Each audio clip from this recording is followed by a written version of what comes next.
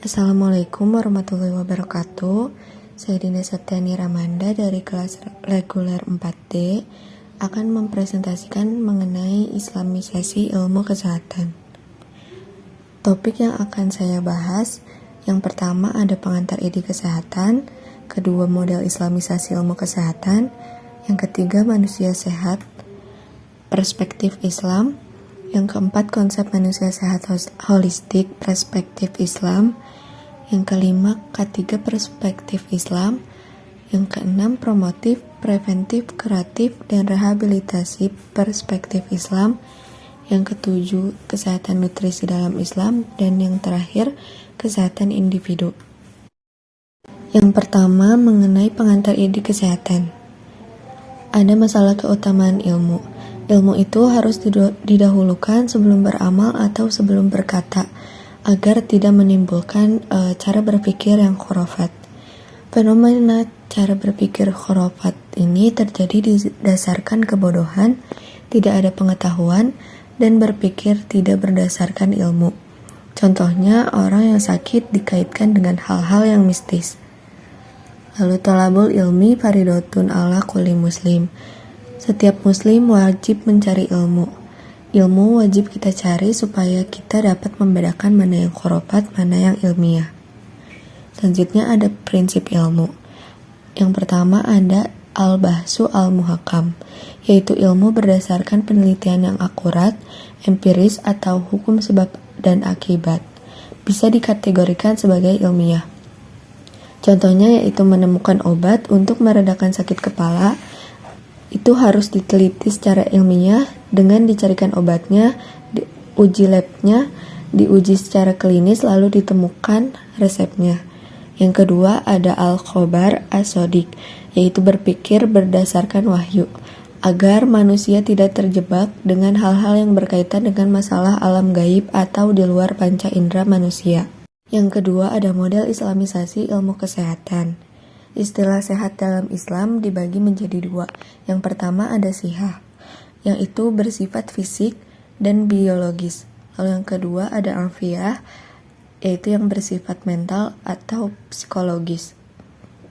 Lalu ada hadis dan surat yang berkaitan dengan kesehatan. Yang pertama surat Al-Mudatsir ayat 4-5, yang artinya dan pakaianmu bersihkanlah, dan perbuatan dosa atau menyembah berhala tinggalkanlah. Lalu yang kedua ada surat Al-Syu'ara ayat 80, yang artinya apabila aku sakit, dia atau Allah lah yang menyembuhkanku. Lalu dalam surat Al-Baqarah ayat 222 dijelaskan bahwa salah satu menjaga kesehatan itu adalah dengan taubat yang bersuci. Lalu Islam memerintahkan umatnya untuk hidup bersih, karena kebersihan merupakan langkah awal untuk memperoleh kesehatan. Bukan hanya pola hidup bersih, tapi juga pola hidup yang suci. Contohnya disebutkan dalam surat Al-Mudatsir ayat 74. Lalu yang ketiga ada manusia sehat dalam perspektif Islam. Manusia terdiri dari jasad dan ruh, jasmani dan rohani. Dalam perspektif Islam, orang disebut sehat jika jasadnya sehat dan rohaninya juga sehat. Rasulullah berkata, manusia yang sehat itu adalah manusia yang kuat, dan manusia yang kuat itu adalah manusia yang dicintai oleh Allah Subhanahu wa Ta'ala. Islam melihat gangguan yang terjadi pada diri manusia yang dapat merusak kesehatan disebabkan karena dua hal, yaitu penyakit badan dan juga penyakit hati. Disebutkan dalam surat Al-Baqarah ayat 10 bahwa jika manusia itu punya penyakit hati dan tidak diobati, maka penyakitnya bisa semakin bertambah parah, bahkan lebih parah daripada penyakit jasad itu sendiri. Manusia terkadang mengalami beberapa gangguan psikologis, khususnya bagi manusia yang hidup di zaman modern ini. Ketika manusia mengejar atmosfer modernitas, kesenangan-kesenangan pragmatis, maka dapat mengakibatkan krisis makna dalam kehidupannya, atau hilangnya Tuhan di dalam dirinya dan dalam kehidupannya. Kepentingan jasadia dan kepentingan nafsiyah dalam perspektif psikologi kesehatan Islam tidak dapat dipisahkan karena dua-duanya harus terpadu antara satu dengan yang lainnya. Lalu ada hal-hal yang menyebabkan penyakit hati. Yang pertama, faktor dosa. Segala jenis dosa dapat merusak hati manusia. Jika seorang mukmin berdosa, maka akan ada noda hitam di dalam kalbu, dan jika tidak dibersihkan dengan taubat atau dengan istighfar atau dengan memperbaiki hatinya, tentu bercak itu akan bertambah hitam, seperti menutupi hatinya. Lalu yang kedua ada Tuhan palsu. Tuhan palsu ini adalah hawa nafsu manusia. Jika manusia mengejar keinginan, maka hawa nafsunya itu tidak akan pernah terpuaskan. Banyak sekali keinginan terhadap sesuatu. Maka keinginan itu harus dikendalikan. Tidak semua keinginan harus diturutkan karena keinginan tidak akan ada habisnya. Lalu yang ketiga ada mempertuhankan benda materi, seperti jabatan, kedudukan, kekayaan, popularitas, dan sebagainya. Contohnya dapat dilihat di zaman digital ini banyak orang yang memamerkan kekayaan melalui sosial media, sehingga menjadi penyakit kontemporer. Penyakit manusia modern yang tidak disadari akan merusak jiwa dan perilakunya. Yang keempat, konsep manusia sehat holistik perspektif Islam. Upaya untuk mengobati hati yang berpenyakit bisa dengan mengendalikan hawa nafsu kita sehingga patuh terhadap aturan-aturan Allah, bisa dengan mencari harta atau bekerja dengan cara yang halal dengan tidak membuat kecurangan, lalu meninggalkan budaya-budaya yang haram yang berpihak pada hawa nafsu. Lalu tidak keliru dalam memilih dan mencontoh orang yang akan kita idolakan. Selanjutnya yang kelima ada ketiga perspektif Islam. Kesehatan kerja merupakan sebuah upaya atau program untuk mencegah agar para pekerja tidak mengalami kecelakaan di tempat kerjanya, atau mengurangi resiko karyawan atau pekerja supaya tidak terkena bahaya di area kerja. Ketiga dalam perspektif Islam ini disesuaikan dengan kaidah-kaidah syariah yang ditinjau dari tujuan disyariatkannya suatu syariat. Prinsip yang diajarkan Islam dalam bekerja ada dua, yaitu meniadakan segala macam kemudaratan dan saling tolong-menolong. Lalu jika perusahaan mengalami teledor dan menyebabkan karyawannya mengalami kecelakaan, maka ada konsekuensi hukumnya dalam Islam. Artinya sama saja dia membunuh karyawannya. Hal itu akan dituntut baik berupa secara fisik, yang artinya nyawa dibalas dengan nyawa, ataupun berupa ganti rugi. Faktor ketiga dalam perspektif syariat Islam ada menjaga agamanya. Artinya ditinjau dari sisi penjagaan agamanya, dilihat apakah di lingkungan kerja tersebut bisa sholat atau tidak. Lalu ada keselamatan nyawa, yaitu jaminan kesehatan keselamatan nyawanya dijamin hingga sejahtera. Lalu ada akal, artinya menjaga keselamatan akalnya agar terjaga kesehatan mentalnya sehingga tidak mengalami stres. Selanjutnya, menjaga keturunan. Dibuat lingkungan yang sehat sehingga tidak terpengaruh dengan perilaku yang menyimpang yang akan berdampak panjang dan merusak keturunan. Yang terakhir ada keselamatan harta.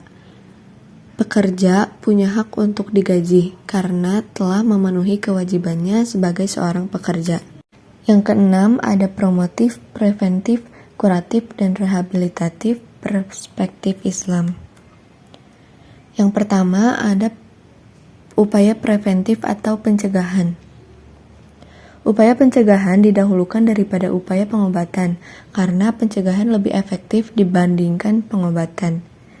Di dalam Al-Quran dijelaskan bahwa sebagai hamba Allah tidak boleh melakukan hal-hal perkara apa saja yang dapat membinasakan. Maka di dalam Islam dilarang orang bunuh diri, memakan bangkai, mengonsumsi narkoba, merokok, karena itu akan membahayakan jiwa dan raganya. Allah berfirman, wala tufsidu fil ardi ba'da islahiha, yang artinya jangan kamu berbuat kerusakan di muka bumi ini setelah Allah memperbaikinya. Nabi Muhammad SAW bersabda, la dororo wala diroro, tidak boleh melakukan sesuatu yang membahayakan diri dan juga tidak melakukan perbuatan yang membahayakan orang lain. Lalu ada upaya promotif. Islam mengajarkan bagaimana pentingnya meningkatkan kesehatan dengan cara program kesehatan, bagaimana cara mendidik, mengedukasi diri, keluarga, dan masyarakat untuk mengubah mindset dalam budaya hidup sehat. Praktisi kesehatan dapat memberikan penyuluhan, memberikan wawasan agar masyarakat tidak keliru cara berpikirnya. Sebagaimana yang dicontohkan Nabi dalam surat Al-Baqarah ayat 151, yaitu dengan memberikan pencerahan kepada umat, membacakan ayat-ayat Allah, mensucikan jiwa, diajar atau dididik, dan dikenalkan dengan hukum yang ada dalam wahyu, dan memberikan pengetahuan dari apa saja yang tidak dimengerti.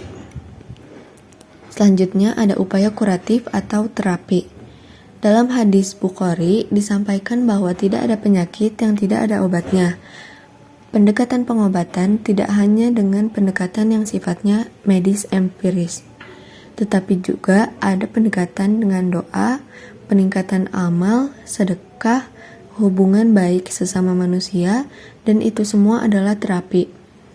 Bukan hanya terapi secara konvensional dengan obat-obatan tertentu, tetapi juga pengobatan secara mental. Kesehatan badan tidak hanya dicukupi dengan nutrisi, gizi, makanan saja, tetapi juga butuh nutrisi Al-Quran, zikir, butuh nutrisi keimanan, dan amal soleh. Sehingga keyakinannya bahwa ketika orang sakit bisa berpikir optimis, Allah mendatangkan penyakit dan mendatangkan obatnya. Lalu ada upaya rehabilitatif atau pemulihan. Rehabilitasi bisa dengan takwa, iman, dan keyakinan kepada Allah, bahwa Allah Maha Pengampun, Maha Penerima Taubat, serta senantiasa beristighfar, perbanyak zikir, dan juga dibentuk lingkungan yang soleh atau baik. Rasulullah SAW mengajarkan bahwa semua aspek preventif, promotif, kuratif, dan rehabilitatif tidak boleh bertentangan dengan Al-Quran, atau tidak boleh dengan menggunakan barang yang haram, atau tubuh yang cacat, fenomena tahayul, keyakinan-keyakinan khurafat. Lalu yang ketujuh ada kesehatan nutrisi dalam Islam.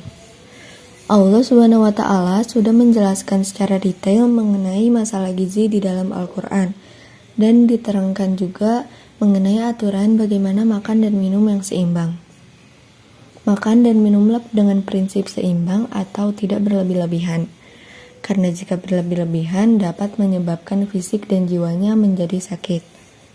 Islam mengatur umatnya untuk mengonsumsi makanan yang bergizi, seimbang, halal atau thayyib, dan halal haramnya harus jelas. Pentingnya mengonsumsi yang baik dengan cara yang baik, gizi yang sehat, halal, dan cara yang sehat juga dapat dilihat dalam surat Al-Baqarah ayat 168 dan Al-A'raf ayat 31. Al-Quran telah menyebutkan bahwa manusia diperintahkan untuk mengonsumsi makanan yang baik dan halal dari apa yang terdapat di bumi, seperti biji-bijian, buah-buahan, sayur-sayuran, daging, makanan laut, susu, kacang-kacangan, hingga rempah-rempah.